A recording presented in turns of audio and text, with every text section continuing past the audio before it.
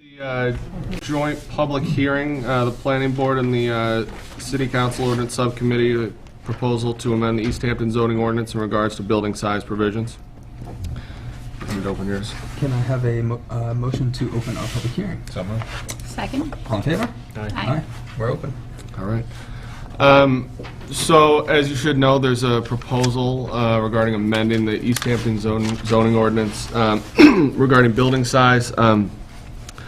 Our thought, I think, tonight was to hear from the petitioners about their proposal and then give people an opportunity to speak about it and discuss sort of various, things they're in favor of or opposed, and try to hash some of this stuff out and give people a chance to talk. So, there's no objection from you guys. We're hear from the petitioners. You guys want to give a presentation, explain a little bit about what's going on?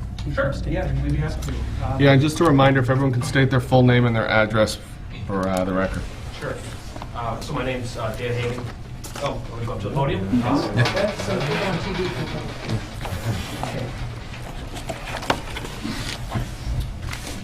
Okay.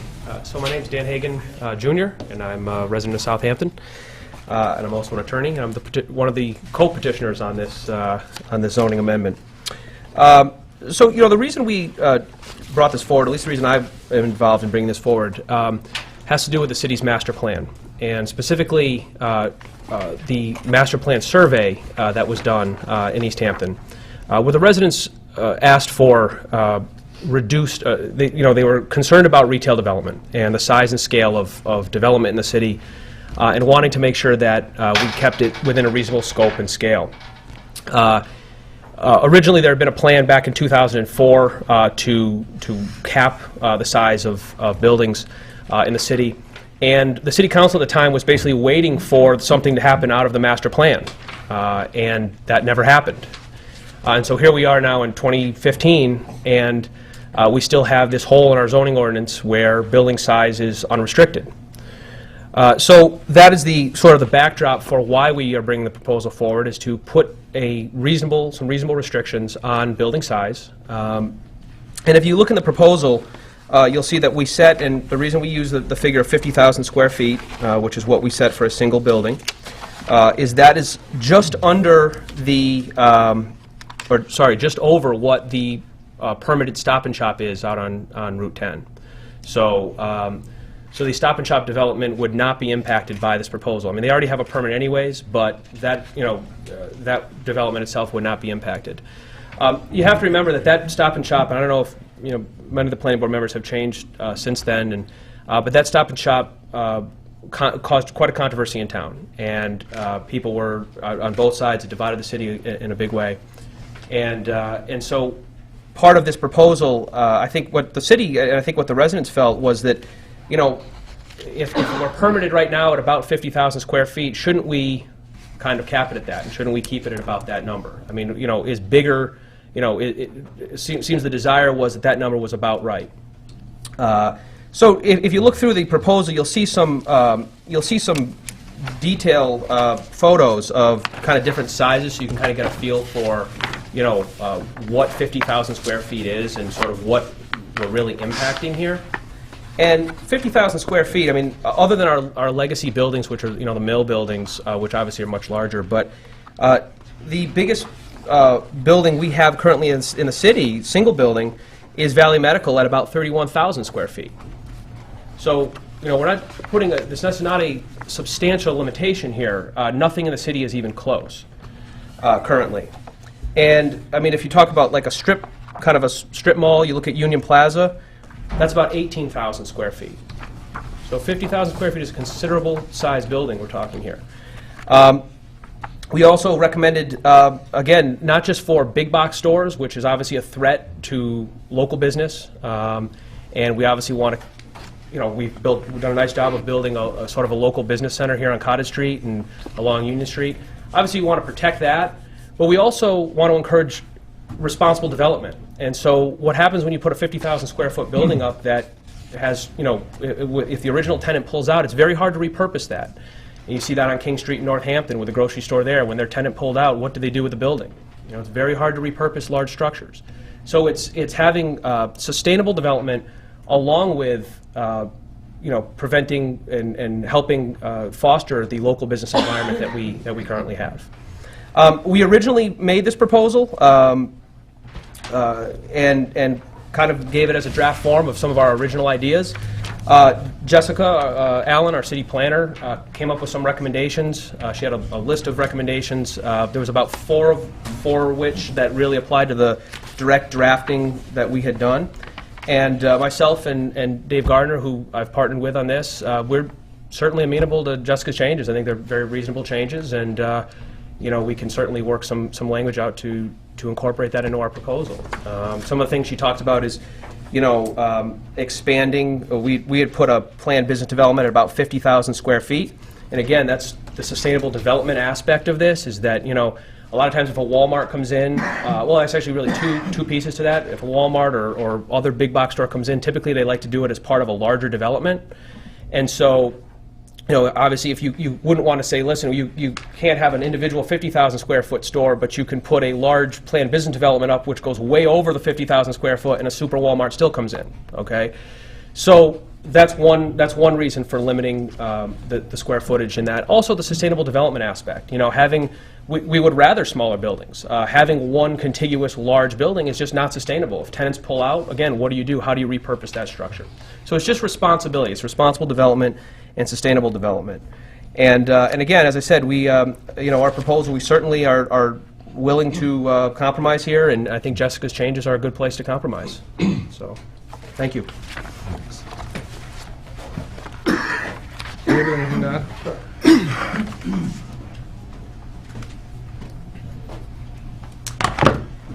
Hello, I'm David Gardner, 13 Plain Street. Excuse me. This is a new thing I have to do, is put on reading glasses because I'm going through all this stuff. So I would like to start by reading something that's in the proposal package, and that is the reason for even making this proposal. My reason is based on the desire to take positive, decisive action aimed at sustaining and preserving Easthampton's character, local economy, and traditional and emerging community values as expressed in the City of Easthampton Master Plan. The Master Plan is based on input from a survey developed and conducted by the Master Plan Committee in 2006 to 2007, in which over 3,300 Easthampton residents participated. Now I want to point out that that kind of participation exceeds what we often have in elections in town. It's a pretty good turnout for a survey. I'm just going to read two excerpts from the master plan, and this is straight from the document. This plan is a true vision developed by the public of how Easthampton can evolve and grow by the year 2027. It was understood from the beginning of this planning process that the Master Plan Committee was more than just an advisory committee. This master plan is a balanced plan that ensures that Easthampton will grow as diversively, accessibly, and sustainably as possible. It is now the responsibility of the city officials, boards, and citizen volunteers to take this plan and turn it into action. That's what motivated me to make this proposal. Especially after reading that the proposal had been made before and that it was stalled, waiting for it to happen, to be discussed during the master plan sessions. Apparently that didn't happen, so here we are post master plan with the issue still lingering, as Dan pointed out. And again, it's pretty clear to me that action was meant to be taken on this particular issue concerning big box stores, which comes up many times in the survey and in the final document, addressing what is a perceived threat. I don't want to say it's an absolute threat, but a perceived threat of big box stores. Some of the opponents of this proposal have said that there's nothing to worry about. There are no big boxes knocking on our doors, nothing to worry about. And not only that, the big boxes are passé. It's just their time is over. I want to point out that in Greenfield right now, that's still not over. There's a Walmart proposal there for a 135,000 square foot store that's been in litigation for years. They're not going away. It is not, Greenfield is demographically very similar to Easthampton. I'm going to read something from Yankee Magazine. Who could dispute Yankee Magazine? This is from an article, August of last year. Yankee Magazine, in its September-October issue, offers a 3-page profile of Greenfield, Massachusetts, including its, quote, classic New England downtown, the kind that's been disappearing since the 1950s. The magazine notes, and why is this, you ask? Why is this main street intact when so many others have been dismantled? Most probably, and I do want to emphasize that, because nobody can really know, but most probably because Walmart's #1 enemy lives in Greenfield. In 1993, Walmart came knocking, hoping to buy 65 acres on the edge of town, and in an act of what he calls accidental activism, resident Al Norman became involved in the movement to stop it from happening. Community spirit prevailed, and an activist was born. And so this is still ongoing in Greenfield. So I would say that the threat of big box retail development is certainly not something that's part of the past. It is still very active. There was a lot of thought put into this proposal. It wasn't arbitrary. Some of the opponents have expressed this as being an arbitrary sort of like 50,000 square feet. A great deal of thought went into the 50,000 square foot cap. You heard one of the reasons, because Stop and Shop is currently permitted for 50,000. From my point of view, I didn't want to propose something that would immediately make that non-conforming. I mean, they can move ahead with the project, but I know from being on the Zoning Board of Appeal and the Planning Board the liability of having a non-conforming property. So the other part of that was that if they build at 50,000 square feet, or just under what that, I think it's 47,000 square feet, I didn't want to propose a cap that would then limit any potential competitors from moving in and having a retail establishment or a supermarket of the same size, for instance. I did not want to propose something that would have Stop and Shop kind of cornering the market on their size, their model, their nearly 50,000 square foot store. So a great deal of thought. Once again, I could go through an exhaustive list of all of the thought processes I went through to, there are other parts of the proposal which haven't been discussed yet, or are apparently not, I don't know if they're contested or not, but you know, reducing the minimum lot size for a planned business development from 5 acres to 3 acres. That already had somewhat of a positive effect just from somebody who read about the proposal, who would like to locate, he actually represents Cumberland Farms, and just said, you know, where the 3 acre, you know, reducing it to 3 acres come from. And I said it was just arbitrary. I just thought 5 acres was kind of limiting. It was keeping smaller enterprises like that out of town because they couldn't, you know, they couldn't pony up the money for 5 acres to build something that only takes an acre or an acre and a half. So they were about ready to pass. As far as I know, that individual is now waiting to see the outcome of this proposal. So, you know, that kind of development, I think, is in scale with Easthampton.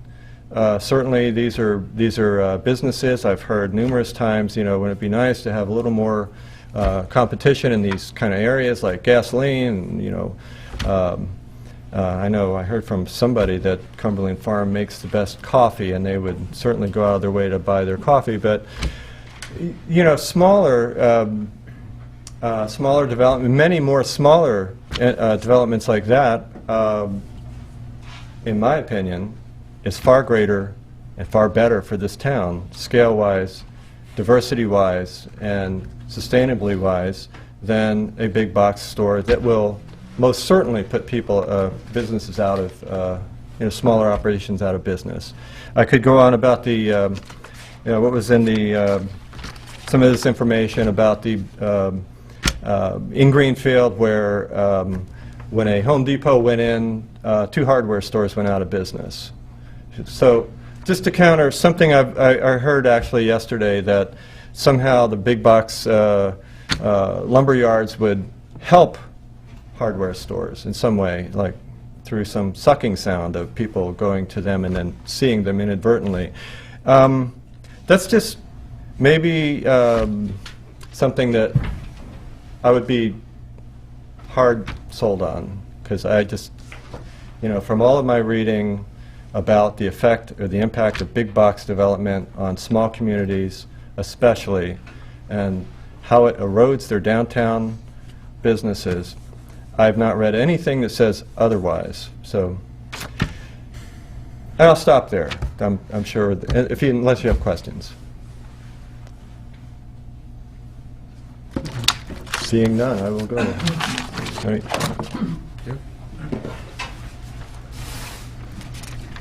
And this is for, at your convenience, not necessarily to read now, please. I'm going to refer to it so that... Thank you. Good evening, David Boyle, 146 Holyoke Street. That's where I live. I have 2 kids at Whitebrook, 2 kids that graduate Easthampton High. My brother, sister, and I own a real estate company. We split it off from my father, A to Z Storage and Properties. I've worked in real estate all my life. In addition to that, I'm on the EDIC, and I have filed a disclosure regarding the fact that I own property on Route 10. Vacant property on Route 10. Previously, I was a chairperson of the master plan, and the author of 3 zoning amendments, including the one that enabled the dye works to be redeveloped. So I have some experience with zoning. I passed out some literature yesterday at the EDIC meeting, and some of my opponents have picked up on it. In 2004, a similar proposal was put forth that was recommended by the Ordinance Committee, not recommended by the Planning Board, not supported by the then mayor, and not accepted by City Council. The Planning Board made a recommendation that maybe an economic impact study be part of the special permit process, and the mayor made a recommendation that maybe the Planning Board be given more authority over projects of large scale. There is language in the Ordinance Committee proposal that maybe the master plan should look at this. When I was on the master plan, I'm sorry, stop. In 2005, City Council did accept a zoning amendment to require an economic impact study and a community impact study, which Stop and Shop did as part of their process, because it's required over 25,000 square foot new buildings. When I was on the master plan, I was the chairperson, and my subcommittee was an economic development subcommittee. We had 3 people on it that, in all honesty, were there because they didn't want Stop and Shop coming. That being said, we got along very well, and it was a consensus in our committee to not have a building size discussion as part of the master plan. We didn't say it wasn't worthy. We just didn't want to get into it as far as the master plan, because that was more. The master plan is supposed to be 30,000 feet looking down, and that was a detail to be worked out. In my mind, the master plan is outdated. It was and not through the fault of it, not through any weakness of it, but because things have changed dramatically since 2008. And I don't know why. I simply don't know why. I'm not being cynical or sarcastic. I just don't know why the master plan implementation committee took so long to form, and I don't know what they've done. And I don't mean they've done nothing. I simply don't know. But I always thought that was the next step, and I always thought that, But anyway, and as far as the proposal specifically, so I can wrap things up, I understand fully well that there's a proposal and it can be tweaked. It can have even a little bit of free form, ultimately for City Council to consider. I'm a little uncomfortable with that. It is what it is. There's, in a packet, the city attorney made a ruling in 2004, that's what can be done. I tend to think that, you know, a proposal should be concrete and then tweaked. You know, the 2004 proposal, you know, I was against it, but, you know, the people that, the 15 petitioners that signed the petition, they believed it with their heart, and they worked on it, and they were willing to stand behind it. And they didn't scurry around the shadows and this and that and try to get, they went and they stood behind it. The 3 proposals that I've had passed, I've had to go out and get signatures. I've had to knock on doors. And I made a point of knocking on doors of people I didn't know, just so that some of the signatures were unbiased. And I think something of this magnitude shouldn't just be, I don't like the genesis. I'm uncomfortable with the genesis. That might mean nothing. I mean, it's a disguise not in my backyard. I mean, I have to say it. I don't want to be personal. I don't want to be offensive. But it's not community orientated. And the reason why I bring that up is we just went through a process with the Parsons Street School where the city bent over backwards to be sensitive to the neighborhood. But in the end, the neighborhood is still visibly annoyed, and we sold the building for a lot less than we could if we... So it's a tough thing, and I think we have to really try hard to look at the community. So anyway, in its present form, it would restrict uses as residential developments, medical buildings, schools, and even solar fields. A solar panel fixed on the ground is a structure. A structure turns into a building. These are things I think that easily can be addressed with Jessica's proposals. A K-8 school, if we get lucky enough to do that, or whatever school that comes down the pike, the school building authority will tell us, based upon our students' population size, this is the size building you're going to have. And if it, I don't know what it would be, K-8, K-3, 3-8, I don't know. But if they say it's 52,000 square feet, that's what it is. And so, you know, I mean, I think that can be addressed. But right now, those are things that make me a little bit concerned. I suppose that falls under tweaking, no big deal, and we can work on that. The provision of aggregate size, in my mind, weakens creativity and the use of best practices by not taking into account parcel size. For example, a 50,000 square foot is the limit whether a parcel is 3, 5, or 10 acres. The parcel that I own on Northampton Street with my brother and sister is 6.36 acres. The current proposal will allow us a project with 2 curb cuts and 2 50,000 square foot buildings, but would not allow us a project of 1 curb cut and 1 60,000 square foot building. I mean, I can't scale it down to 60 to make, maybe it's a better project, but I could put 2 50s. I think that's kind of, you know, a little bit not quite right. By emphasizing building size over building use, right now this is a size limitation, it would be more challenging to be creative and flexible in attracting or retaining local businesses, but not necessarily preventing national businesses from locating. I mentioned this yesterday at the EDIC, and I'll re-mention it.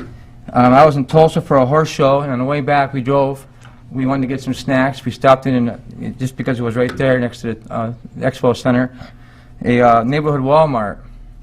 You know, I knew nothing about it. I've been curious to see one, but it was a neighborhood grocery store. I did look it up later on, and the reason why I looked it up is because when I went in there, you can ask my wife, I was like crapping in my pants. Because I said, if this comes to Easthampton, we got problems for the person that we love and that's dear into our heart down on Main Street. It was 32,000 square feet, and then I look up and find out that neighborhood grocery stores range from Walmart, from 12 to 40,000 square feet. So Wally World, big sinister Satan, they're not affected. They can come in, and you know, and that's a $405 billion size company. So if anybody can undercut you, it's Walmart. All Walmart's purchasing is from Benton, Arkansas. Store managers have no control over pricing, ordering, delivering, nothing. It's Wally World. So, I mean, no one likes big boxes, but I don't know if we're always, if we're hitting our target. I might be wrong on what I'm going to just say, but when I read the zoning proposal as I received it from the city clerk, I didn't see a stated purpose. I see an implied one that's faulty, and along with the principle of do no harm, I think that new zoning ordinances should be clear as to the purpose or possible benefit. The implied purpose of preventing a big box retailer is counterproductive for some of the reasons I just mentioned. But in addition to that, globalization and rapid technological change have surpassed big boxes as community challenges. For example, Amazon.com recently took over the UMass bookstore, and Barnes & Noble, which was a big category killer 5 years ago, was once viewed as another evil big box, as it drove out a lot of independent bookstores. We've seen that in a lot of places. But now it's closing stores. They decided to close one in Brooklyn. They opened it, they changed their mind, they're going to keep it there because of the community outcry, but now they're thinking about closing it again because the online, Amazon, has just wiped them out. Online sales in the United States in 2000 were 27 billion per year, and I don't really know what that means in scale, but in 2008 they're $132 billion, and in 2014 they're $248 billion. So online is here. Basically, the clouds and not large buildings were impacting local jobs. I already mentioned that in 2005, the special permit process was amended to require a financial impact statement. But additionally, in 2013, Easthampton adopted a stormwater management ordinance, which is being worked on again by the Conservation Commission. I think these things are good, but they do impact buildings proposals. They do have one bad feature, though. If you go along with the, if you start from the point that these are environmental considerations are good, the problem though is local small businesses can't afford them. They can't. The big guys can. I mean, the Stop and Shop proposal, the numbers I've heard for their planning are absurd. You know, I've heard numbers of $350,000 to $500,000 just on planning, and you know, I don't think they're coming myself, but they can do that. But local businesses can't comply with all this stuff. I'm going to pass over that. In the past, Easthampton has made some errors regarding economic development, such as trying to keep out Big Y in order to protect local businesses. You know, that was 1982. College Highway Variety, a whole different type of store at that time, and Ed's Foodland, precursor to Big E's, were two well-established, well-respected businessmen. They were crying like stuck pigs. They had petitions. They did not want Big Y. Well, Big Y came on the other side of the line, and the revenue goes to Southampton. The community impact, the community reception has been good ever since then. In 1988, there was a little outcry for building moratorium. Gotta stop building, gotta stop building. We don't want any more building houses. We passed a moratorium. No one did their homework and found out there was 45 grandfather lots owned by one person by and large. And then he raised the price. Building lots went up the next day, and the houses were built. So we didn't slow the growth, we just drove up the cost of the building. And the police chief at that time couldn't even build because his house wasn't even grandfathered. He had to wait the 2 years. So I hope we do our homework. But lastly, you know, I know the city council is aware of this. I mean, they might not know the detailed numbers, but they know the flavor. State receipts are in the wrong direction. You know, in 2004, according to the cherry sheet, and it's in there, our state receipts was $9 million roughly. 8.9 million. In 2014, which is 2 fiscal years ago, they were $9 million. So basically, in 10 years, the state has only increased their funds to us $141,000. I know health insurance goes up every year, $300,000.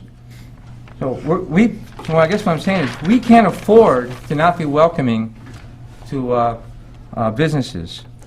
As written, this legislation also, some people better wordsmiths than I can say this better, but, and sometimes some people in city council say I'm all wet when I say this, but it sends a bad message that we're not welcoming. We need to be encouraging. You know, we need to say, well, we want this, we don't want that. But this proposal is restrictive. Recently, because of the state budget, the new state budget crisis, which I guess is, instead of new, is ongoing, but Charlie Baker's cuts is the economic development bill, which was a big fanfare in August. Well, it's getting cut. And Representative Joseph Wagner said that one of the goals of that economic development bill was simply to let employers in the state and businesses out of state to know that Massachusetts is welcoming the business. He just wanted to send a message. And, you know, we're going the other way. Regarding Big Y, I'm going to wrap up. It's in their packet. The Big Y Plaza, as you look at it from left to right, is Rite Aid, Big Y, and Peebles and Tractor Supply. Peebles and Tractor Supply, that building is 43,200 square feet, according to the assessor's cards. Big Y building, with all its jogs and different shapes, is 51,364 square feet. And the Rite Aid building, the smaller of the three, is 10,698 square feet.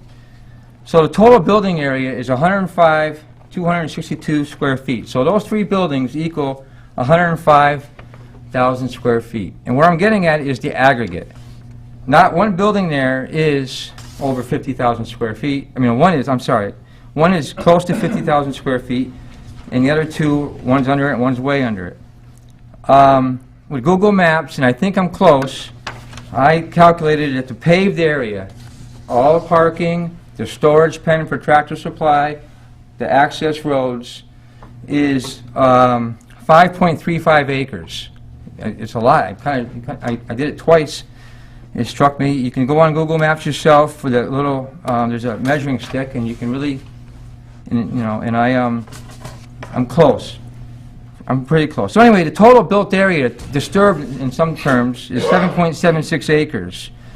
So the building coverage of the built area is 2.41 acres, and 2.41 acres, that it represents 105,000 square feet, is 31%. So the building is 31% of the built area.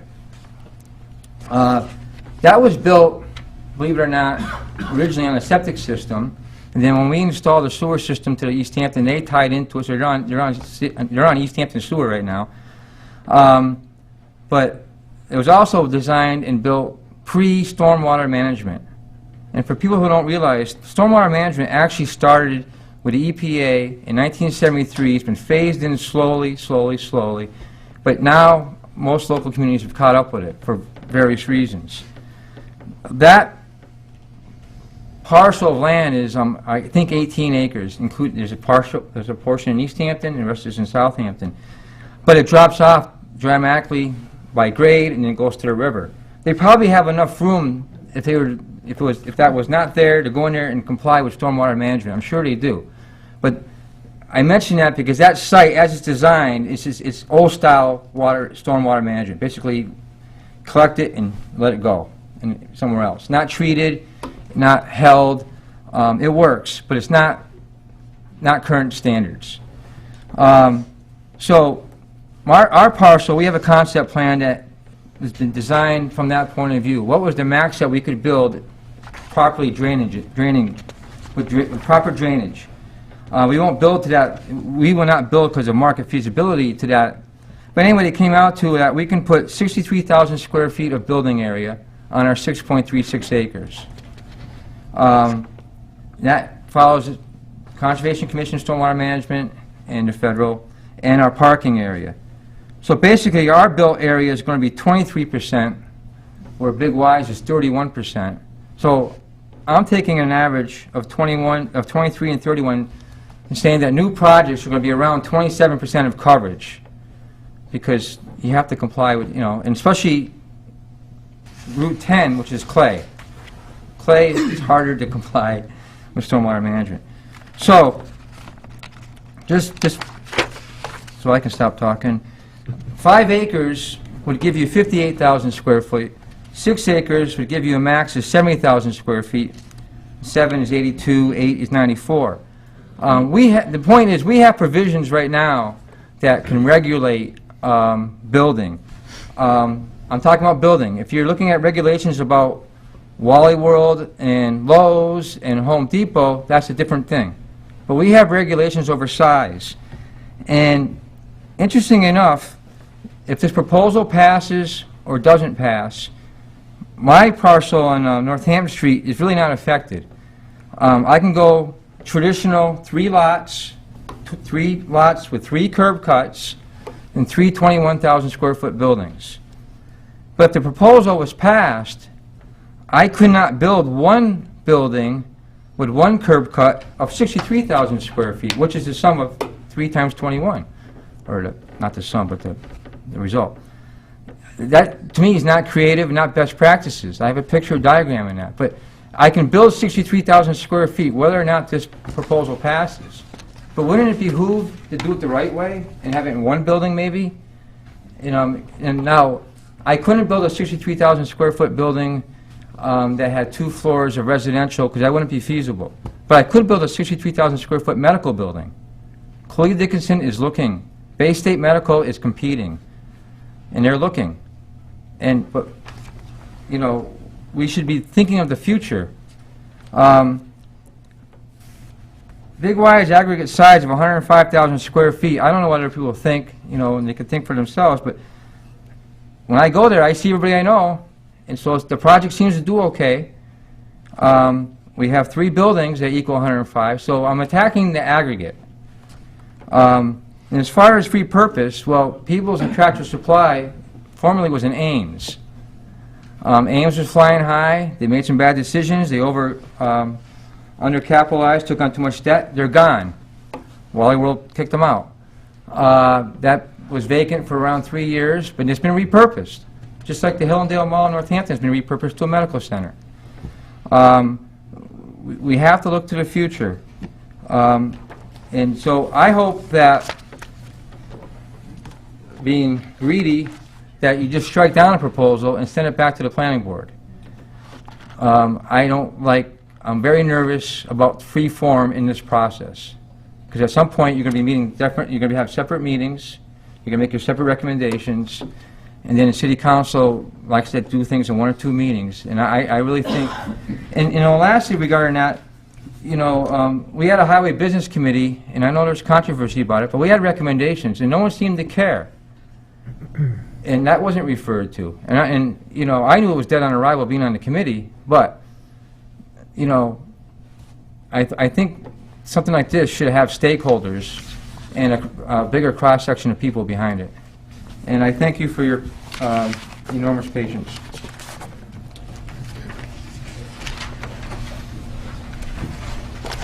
Anybody else?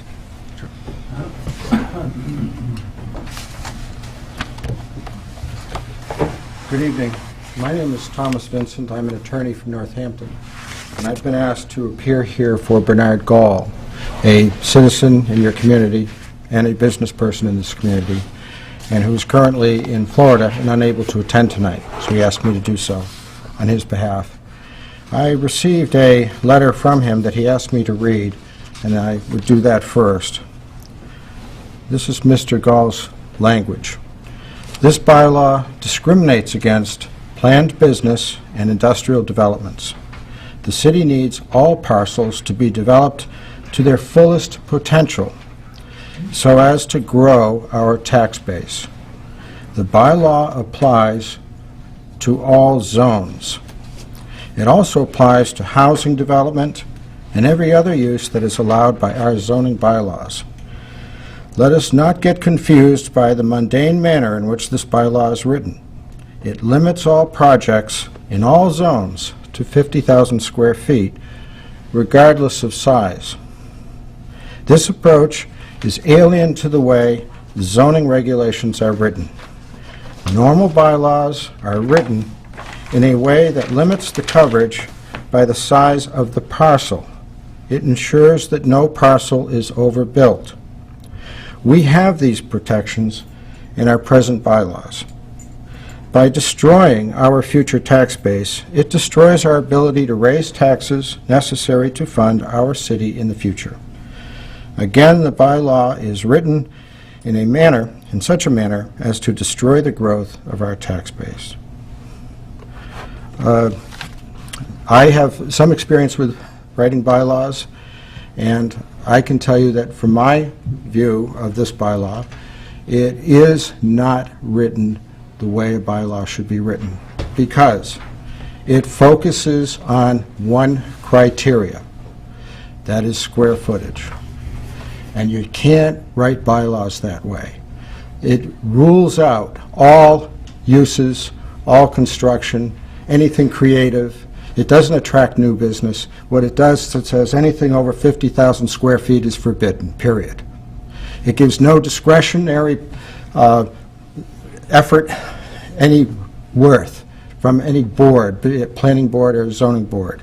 It gives no ability for business to come into your area in a creative manner and in a big manner to try to do something. If the purpose is anti-box, fine. Make it an anti-box provision and deal with it directly. And that's okay, and it seems to be a consensus here. That's fine. But you don't do it by limiting the size of all buildings to 50,000 square feet. It's sort of like this. Maybe a poor analogy, but this is how I see it. If you're a business that doesn't like basketball players, you don't pass a regulation when you're hiring your employees to not hire anybody over 6 feet tall, because you're excluding a lot of good people who aren't basketball players.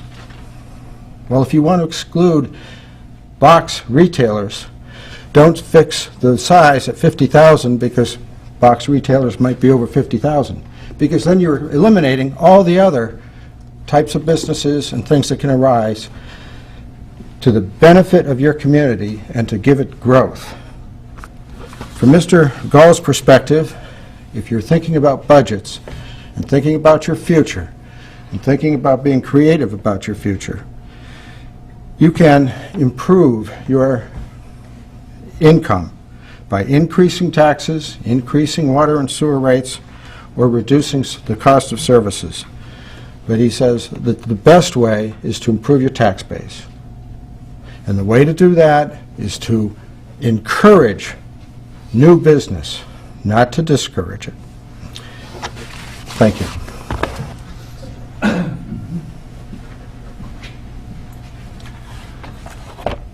Anybody else who would like to comment?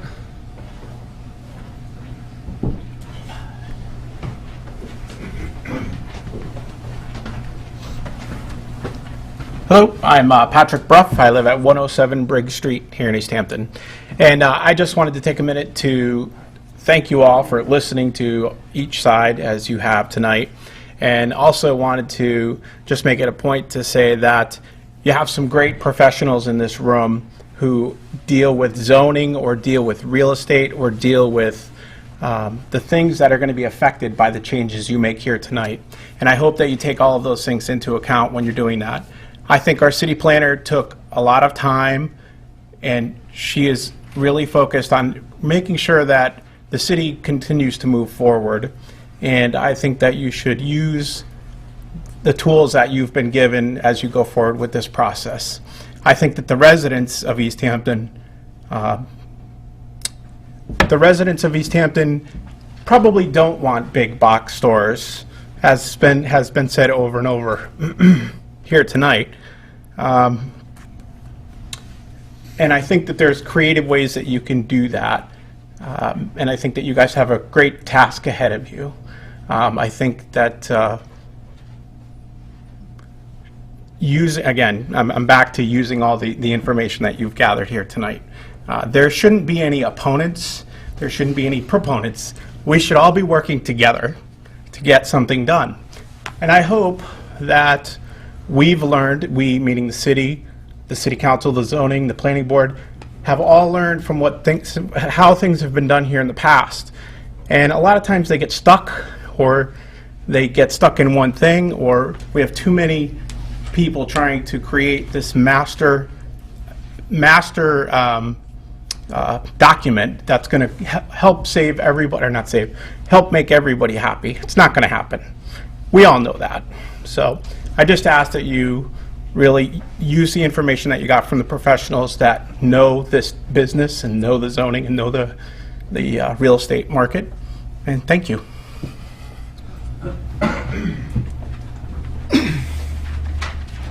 Yeah, sure.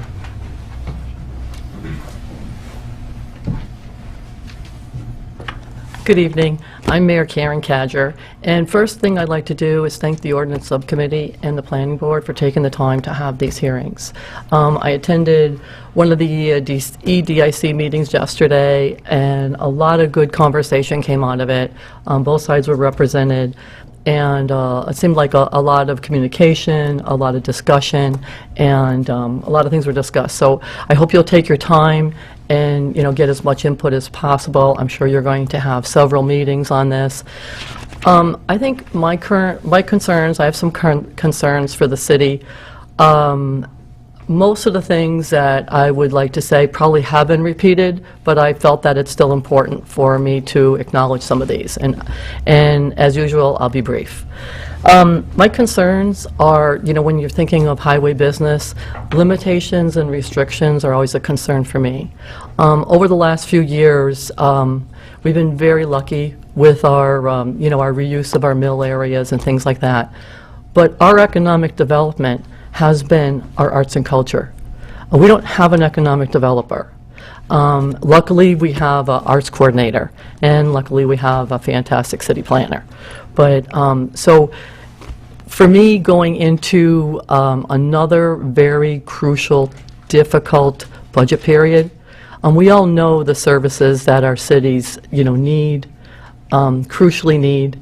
And I think we spent so much time, like we're a very, very attractive community, and we've spent so much time trying to welcome business, be pro-business, be business-friendly. Over this last year, I've formed partnerships with our Chamber of Commerce, getting involved, trying to get our Economic Development Commission, revitalized again. So, we have a lot of things where we're just have a lot of excitement and a lot of initiative. So my concerns are, and I know what the intent is, and again, I'm glad that it's just been brought out as big box. I think the intent, I know the intent is to prevent, big box from coming in. And my concerns on that, what I'd like you to, think about is, with the restriction of the 50,000, I understand that would restrict, but it still would bring in big box. You could still have, the smaller Walmarts, the 35,000 square feet, the 40,000 square feet, that type of thing. What it limits is, it would limit, you still would have, okay, for instance, you would still have a Big Y, you wouldn't have the Big Y Plaza. You wouldn't have a Red Rock Plaza. So I guess my fear is, our intent here is to prevent big box, but you would still get them. So I want you to look at that carefully and have a lot of concerns on that. We tried to be a very attractive community. We have a single tax rate, but we also need a business base. So of course, on my end, in difficult economic times, and when I'm looking at doing our fiscal 16 budget with local aid, that hasn't increased since 2008.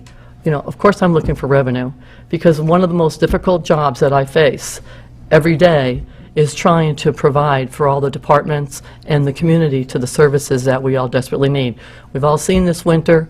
We've all seen, with this, obviously our snow deficit. It's going to be, another astronomical deficit. Last year was our largest snow deficit ever. I know I don't want you to take into the difficulties with the budget, but these are things to concern yourself when you're concerning with business. So I think, if you have any questions, and going back, and I guess I just want to, look at the whole picture and make sure that the intent for the whole beginning of this is what you really end up in the end. Thank you.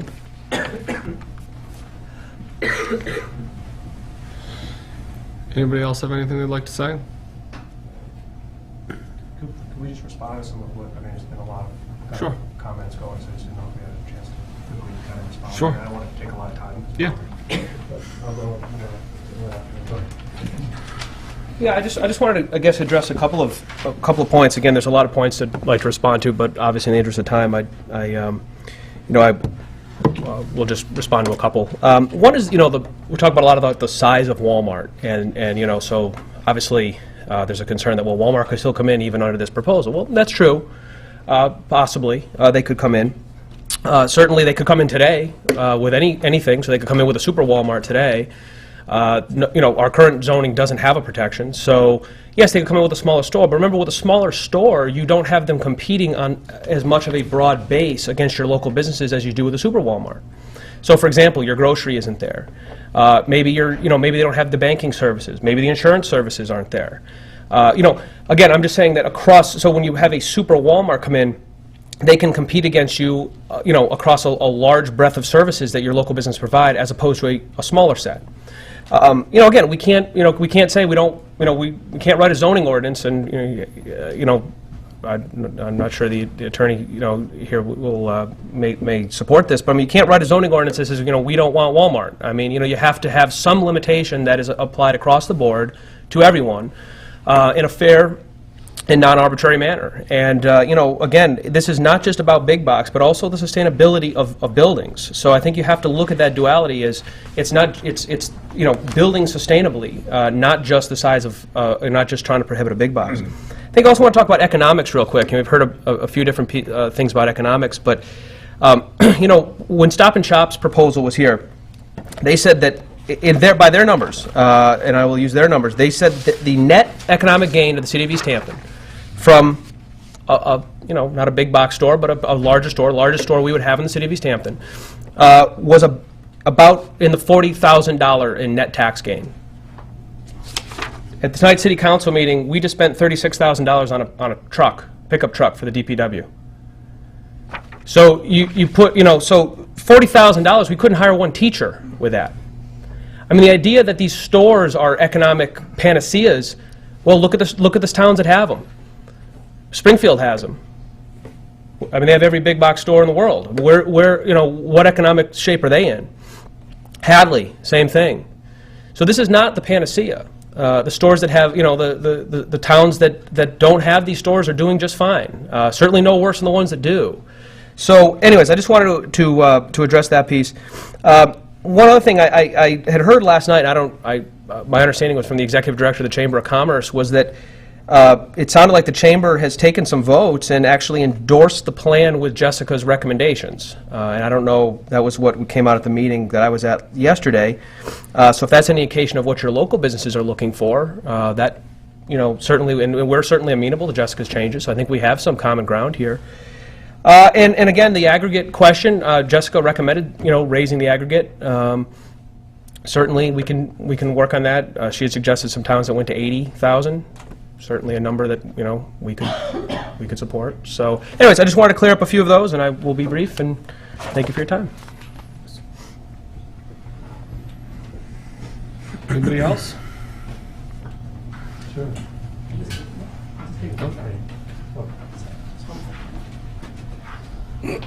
Thank you. I'll just take one more second.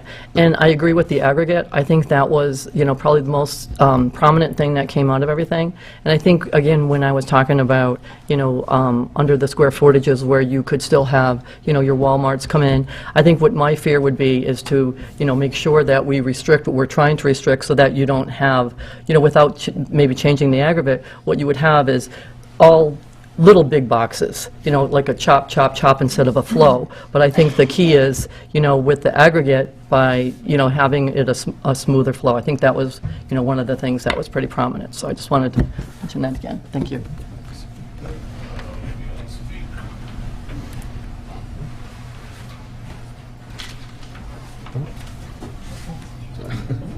Since I was here the last time, I took a speaking course, so I'll probably impress all of you. John Courtney, I live in Southampton. I believe that the Stop and Shop is 39,000 square feet. I believe there's two other buildings with that, which comes up, I think, to 53,000 square feet. A lot of things have happened over the years, most of them not good for us. We have 33 acres there. It's prime property in the center of town. It's the best property in the center of town. We're trying to develop it. We refused Walmart. They offered us $1 million more and we turned them down. Who's the fool here? We are. No, we don't agree with Walmart. We're trying to build something that'll, our kids will be proud of when we're dead and gone. Hopefully that won't be this year, but you never know. We have 33 acres. I've been to the Industrial and Economic Committee to have the 15 acres across the intermittent stream, if they would recommend to send a letter to the city council to put that all in highway business, because the town needs highway business. You have to have a draw. When we first came in, all the businesses on Northampton Street that wanted contracts or deals were offered different deals. Cahools, carpeting wanted to come in. The sports shop got a contract. George's Tire was offered a contract. These aren't big box stores coming in. These are just businesses coming into town that will hopefully generate money. I think Stop and Shop employs 80 people. They pay their cashiers $15, $17 an hour. They have 401ks. They have good insurance. They're good jobs. The town needs good jobs. Right now, if you want to buy a pair of pants in town, you want to buy shoes, you want to buy a shirt, you have to leave town. And it hurts the carbon footprint. People are leaving town, they're spending all their money out of town, they're buying their liquor out of town, they're buying their scratch tickets out of town. I have 3 girls, and they buy all their suits out of town and their clothes because they can't buy them in Easthampton. You know, there's not much to buy here. And what's the reason for that? The reason is you can't get permits for anything in town. Easthampton Savings Bank, we want to be treated like them. We want to be treated like Bernie Gall in this town, but we're not. We're treated differently. And that's your job. Treat everybody fairly. You know, make the restriction 40,000 square feet for every business that comes in. Make it 30,000 square feet. But if somebody has a lot of land that they've owned since 1898, they shouldn't be, you know, thought of less because they happen to pay the taxes all those years. We never took a farm deduction. We paid the taxes. We have a right to develop our property, and people are trying to take it away. Now, I know Highland Avenue is upset with it. They're trying to do everything they can do to stop it, but the planning board, in their wisdom, took out a handicap access to Colonial Avenue and Plymouth Avenue and put up a 12-foot cement wall on the inside of the setback, and we have to landscape the outside. They do the same for Highland Avenue. It'll protect them from the smells, the noises, the sounds of development on Mr. Gall's land. And that would work. They can plant ivy on it, it'll be quite nice. There's a lot of things they can do, but limit the aggregate. We were told that we could come back in for permits for we have 2 other pads on 12.5 acres. And they're trying to take that away from us. It just isn't right, it isn't fair. I don't know if there's any fair in this town or not, but it isn't fair. You know, nobody wanted the gas station, the filling station we put in. We could legally put it in, but they didn't want it. Then they stiffed us at the end. We stayed there for 13 months, and they came up with a parking issue. Now, the reason the property in Northampton on King Street isn't developed is they put a rule and you have to have parking behind the building. No company's going to come in, no store's going to come in, because women will not park behind the building at night. They will not do it. They're going to have that problem down the Mills. You got an area that's okay, but they're going to have trouble bringing in businesses there. They can have 1,000 parking places. The whole key to all growth is parking, because that's how people in this area work and live today. They drive to things. So parking's a big, you know, if you want to make the aggregate a percentage of the acreage, that's fine, that's fair. But to let somebody with 6 acres like David Boyle build as much on their property that we have 33 acres, it isn't fair. And all we want is fair. Thank you for your time. I wasn't going to speak tonight, by the way. I swore I wouldn't speak tonight. David?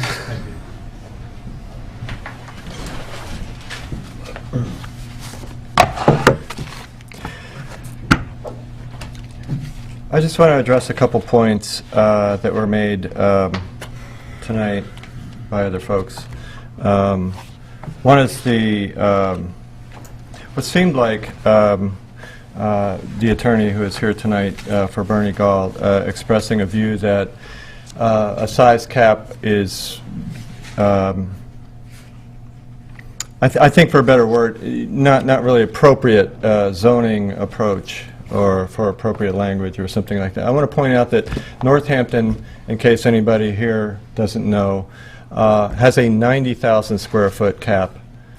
Also on that point, the 90,000 square foot cap, just to rebut something else that I heard here tonight, and I heard yesterday as well, is that the idea that putting a cap or a restriction on commercial development somehow sends the wrong message. Since Northampton put in their 90,000 square foot cap, I guess sending a message to developers that Northampton is unfriendly. There has been the North King Street, the former Hillendale Mall, has been redeveloped. And actually, Northampton was used as an example of why we need, that there's all this development happening north and south of us. I can't for the life of me think about what actually has taken place in Southampton since I've been here for 22 years. But I can think of a number of things that have happened in Easthampton just since I've been here. A number of new buildings along Route 10, Valley Med, Easthampton Savings Bank. There was the expansion of the current location, the in-town Easthampton Savings Bank. There was Captain Jack's, can't forget Captain Jack's. This is something that the town worked together on to bring new businesses in, to have them establish. I think Easthampton is a very friendly community for business. We work hard to actually, Easthampton Savings Bank could not have had their project go as it did unless the city got together and made an exception, especially for them, that affected the entire zone, so that they could also have an ATM outside the bank. This is something we're very accommodating. I believe that Easthampton is a very, very friendly community when it comes to business, always has been. I don't know what the issue is with the so-called stagnation in development, as the opponents to this proposal have stated. But I think it might be rooted in the fact that most of the property, the developable land in this city, is in the hands of a relatively few individuals. They get to set the price for the land. They get to decide whose proposal. We heard actually earlier there were several businesses that have approached Easthampton. Businesses that are far smaller than 50,000 square feet. But why did they not establish here? It certainly wasn't because of difficult permitting, or stormwater management, which actually residences have to comply with as well. We can't just send our water out into the street, not legally anyway. You can't pipe it out there. So I think that Easthampton's a vibrant community, and a business will want to locate here so that they can be part of this action. I do not feel, living here, that we have to somehow woo businesses constantly to make them come here. I have one more point and I'll leave. Tax money is not free money. It's not free money. I know that it adds to the pool of cash, so cash flow is a little easier. It's a little easier to move things around. It may become easier to run the town with a larger tax base, because that seems to be the emphasis here. But just anecdotally, look at, Dan mentioned this, look at all the communities. Just think of all the communities you can think of that have all these things that we are being asked to not restrict. They're not swimming in black ink. They have all the same problems. Easthampton currently has one of the lowest tax rates in this area, and we do have a single tax rate. That means that businesses pay exactly the same as residential development. And I just want to correct one, something that was misstated, and that had to do with, there was not a moratorium on housing. To my understanding, it was 55 and over housing. There had been kind of a run. 1988 was a moratorium on building houses. So there was nobody could build a new house in Easthampton in 1988? Except for the grandfathered lots. Okay, well, thank you. I'm sorry, when you mentioned it, because you mentioned the moratorium on 55 and over housing yesterday. I meant to say 1988, I'm sorry. Ah, cool, okay, thank you. I stand corrected. Okay, thank you very much. Thank you.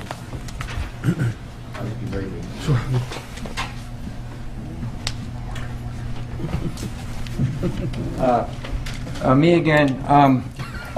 The 90,000 square foot building limitation in Northampton does exist. However, and this can be, don't take my word for it, this can be easily researched.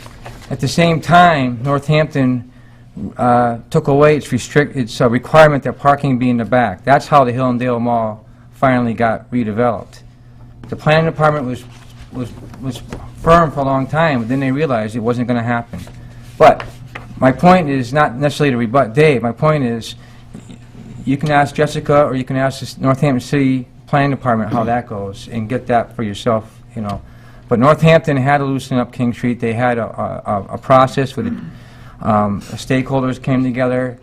They tried to make King Street be 3 flavors, starting from Main Street to Upper King Street, and there was a process. But they have a report, and the city realized that they needed to do some things in order to protect downtown, but keep growth. That's all.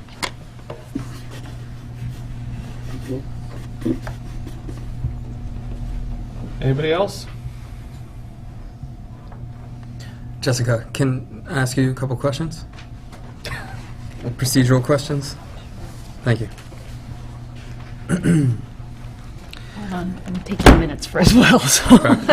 So my first question has to do with timing on this specifically. Once we hold our joint meeting together, what kind of timeline are we held to? My understanding is that you had until the 20th to open up the public hearing, and I can confirm this with Barbara, but in my discussions with her is once the public hearing has been opened, you can continue it as long as you need to until you're satisfied with where you want to be at. Okay, thank you. Next question, changes. So it sounds like some people, including the petitioners, are in favor of some of the things you suggested. I've heard some other things that, from my perspective, I feel like need to be addressed, which would include solar facilities, medical facilities, schools. Those things weren't necessarily addressed in your comments, but I think they've been brought up. And now, as these changes materialize, and it changes the spirit of the ordinance that was presented to us, processing around that, I know that if it changes significantly, right, it can't change. Is that? Well, I mean, I'm going back on our experience at what we've done in the past as in joint meetings with previous zoning amendments where it was coming from one of the other boards, so I'm not sure, you know, coming from petitioners, although I think it was brought to my attention that it was actually presented by council, not petitioners. But in the past, we've made amendments. We've opened the hearing, we've taken public comment, we've made changes, and we've kept meeting until everybody, both boards, were satisfied with the changes, and then we close the public hearings. If you want to take a different process, that's your call, and I'm willing to do whatever the boards are comfortable with. If you want to take the recommendation to strike it down completely and start from something scratch, we can do that, or we can do what we've done in the past, which is continue to hold hearings until we come to language that we're in agreement with. You know, this is a different setting. In the past, generally it's just been us in a room as a working meeting. So I think that changes the flavor of the approach. Okay. Another question around the EDIC that apparently met last night. They met yesterday afternoon. Yesterday. Were you? I was not available to attend the meeting, no. Okay. Chairperson's here. Chairperson is here? Josh? Well, I- well, Dave's a member and I'm a member. Yeah, Okay. I was there, And so. and we're going to meet March 10th That's what I was going to ask is, to continue that conversation. I think it was it the 17th? No, we're at... that's- Oh, you're that's- upping it. We're Okay. upping it. Yeah, other members couldn't be there, so we're having a sooner. and you're going to continue to discuss. It sounds, I mean, from what I heard was that the discussion was around finding middle ground somewhere in that neighborhood. Is that a true intention of the meetings? Is to, But it's to certainly work? intention. I don't I know hope if we're so. quite there yet. but- We only have one meeting. Right. Yeah. Our goal is to come up with recommendations to forward to you, so. Okay, so I mean, I think from my perspective as the chair of ordinance, I would be much more comfortable seeing and hearing what that committee comes up with. And also seeing a document that incorporates some of the changes that Jessica has kind of outlined and suggested. Maybe the chamber's comments as well. Well, and I think probably the EDIC, is there any chamber? The executive director sits on the E That's EDIC. what I figured, so, so from my perspective, continuing it makes sense. So, okay. I don't know what you guys are. I mean, I What he echo said. those. I think that makes sense. Jessica, one more quick question. Do you have any objection to sort of handling the changes when we get to that point? Or I'm certainly happy to take that on. I would ask that the petitioners send me a copy of the Word document, so I don't need to retype it. Would be helpful. Okay. So can I have a motion to continue this until further? What do we want to do? Let's put a Further notice.